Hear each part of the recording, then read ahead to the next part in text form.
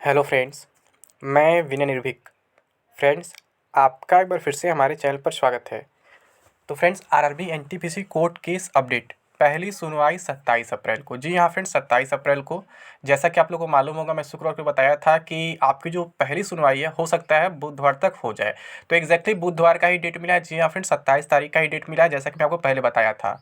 ठीक है, यानी कि मेरा एक्सपेक्टेशन बिल्कुल सही निकला।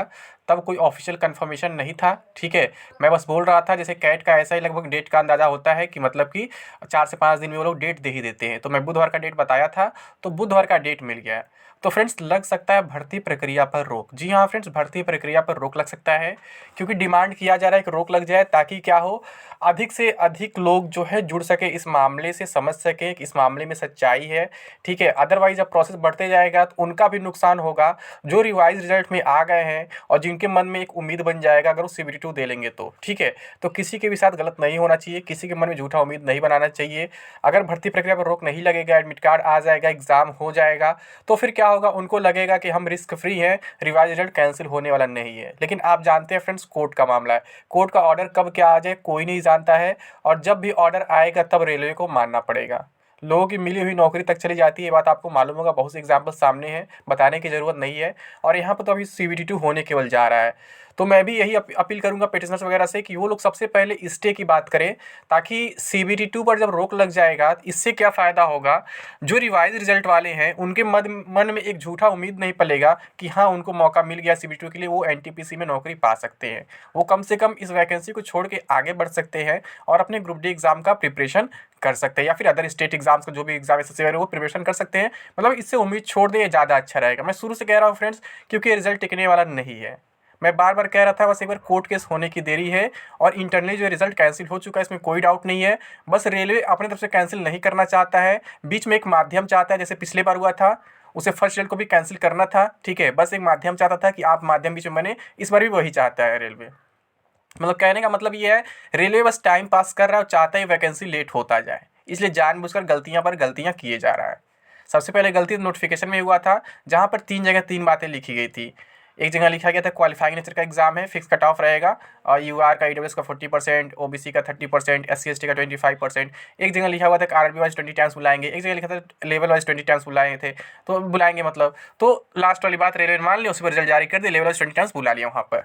ठीक है, तो फर्स्ट रिजल्ट, तो इस हिसाब से देखा जाए, जो फर्स्ट रिजल्ट आया वो था, जो नोटिफिकेशन तीसरा बात था 13.6 पे लेवल 20 टाइम्स, वो बिल्कुल उसको मतलब सेटिस्फाई कर रहा है। लेकिन सेकंड रिजल्ट जो रिवाइज रिजल्ट आया है, वो तो उसको भी सेटिस्फाई नहीं कर रहा है, नोटिफिकेशन के किसी भी लाइन को सेटिस्फाई नहीं कर रहा है, क्योंकि जो 20 टाइम्स है कहीं है ही नहीं लेवल 6 के अलावा। ठीक है, केवल लेवल 6 में ही 20 टाइम्स है, बाकी आप लेवल 5 देख लें, लेवल 4 देख लें, लेवल 3, लेवल 2, कहीं भी 20 टाइम्स नहीं है। कहीं 50 टाइम्स है, कहीं 100 टाइम्स है, कहीं 200 टाइम्स है। यानी कि ये तो 100% कन्फर्म है कि रिजल्ट कैंसिल होना ही होना है। इसलिए मैं कहूँगा कि अगर टाइम रहते इस पर रोक लग जाता, स्टे लग जाता, तो किसी के मन में झूठा उम्मीद नहीं पलता कि हाँ, मुझे मौका मिल गया है, मैं एग्ज़ाम देने जा रहा हूँ, मैं भी अब रेलवे में नौकरी करूँगा, स्टेशन मास्टर बनूंगा, ये बनूंगा, ये सब मतलब उम्मीद छूट मतलब जो है खत्म हो जाएगा, मतलब जो झूठी उम्मीद जो बनी हुई खत्म हो जाए।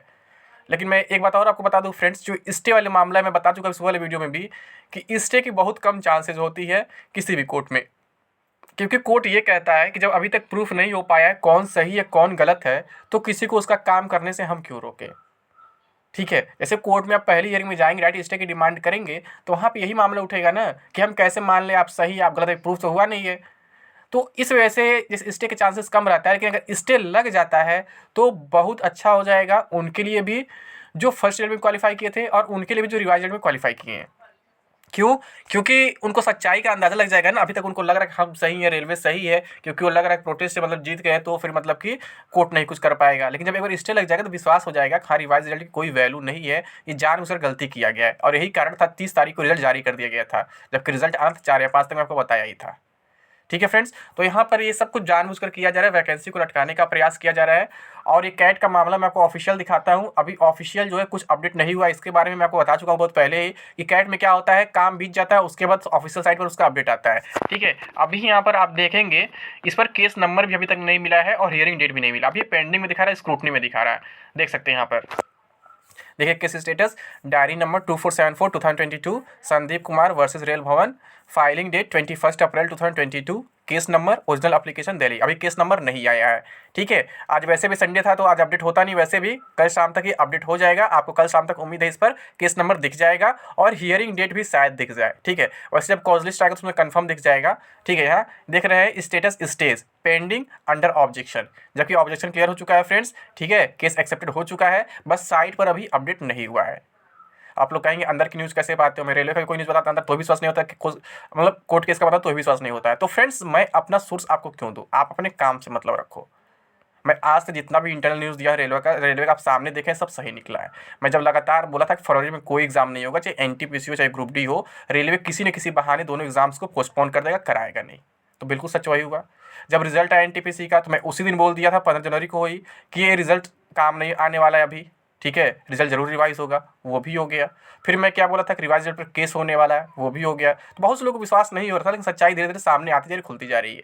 ऐसे ग्रुप डी मामले में बहुत सारी अफवाह फैली थी। मैं एक अलग से स्पेशली बोल रहा था कि जुलाई से पहले ग्रुप डी एग्जाम नहीं हो सकता है। सच्चाई वो भी आपके सामने है, जुलाई से पहले एग्जाम नहीं होने जा रहा है, ठीक है। जुलाई के बाद कभी भी हो जाए, मैं शुरू से कह रहा था, अभी वही सिचुएशन है। जुलाई के बाद कभी भी जा सकता है, बट उससे पहले नहीं हो सकता है, ठीक है। तो यहाँ पे नोटिफिकेशन डेट वगैरह दिया हुआ है, प्रेजेंट नेक्स्ट लिस्टेड ऑन दिया हुआ है, ठीक है। तो अभी कुछ भी यहाँ पर दिखा रहा है फिक्स नहीं है, कोर्ट नंबर वगैरह कुछ अभी नहीं दिखा रहा है। लेकिन इंटरनली ये कंफर्म हो चुका है फ्रेंड्स कि आपका जो केस का हियरिंग है, पहला हियरिंग, वो बुधवार को होगा, यानी कि 27 तारीख को होगा, ठीक है।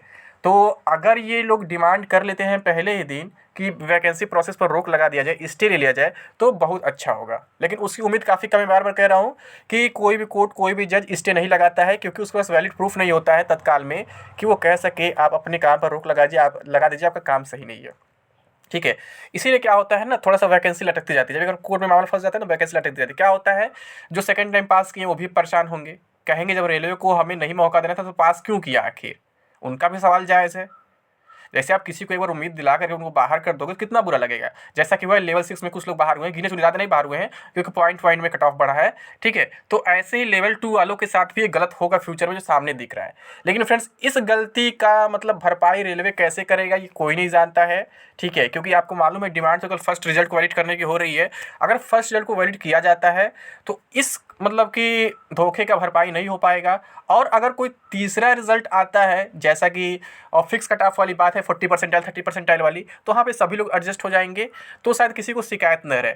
बट वहाँ भी क्या है, जिनका फर्स्ट रिजल्ट है उनका कंपटीशन बढ़ जाएगा। क्योंकि यहाँ पे आप देख रहे हैं लेवल 2 लेवल 5 वाला कंपटीशन कितना ज़्यादा बढ़ गया है। पहले कितना कम कंपटीशन था, 11 या 12 टाइम्स कंपटीशन था, अब देख रहे हैं कंपटीशन कितना ज़्यादा हो गया है।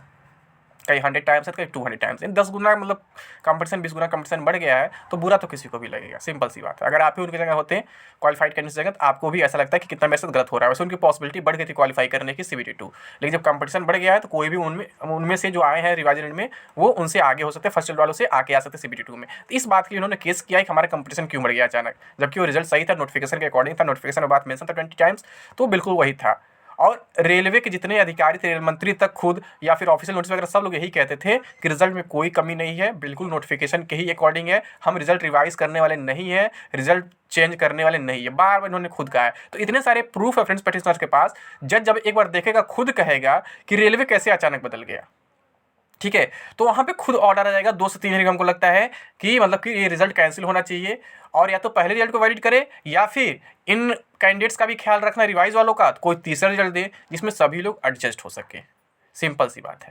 वैसे डिमांड तो पहले रिजल्ट की हो रही है, तीसरा रिजल्ट चांस मुझे काफ़ी कम दिख रहा है, ठीक है। क्योंकि यहाँ पे क्या है, यहाँ पे पिटिशनर की गलती नहीं, गलती यहाँ पे उनकी है, मतलब रेलवे वालों की, जो झूठा उम्मीद दिलाए है।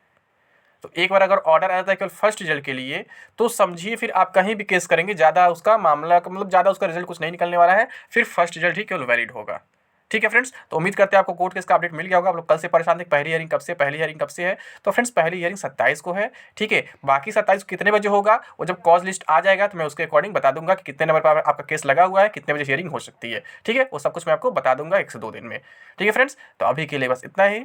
Thank you. जय हिंद, जय भारत।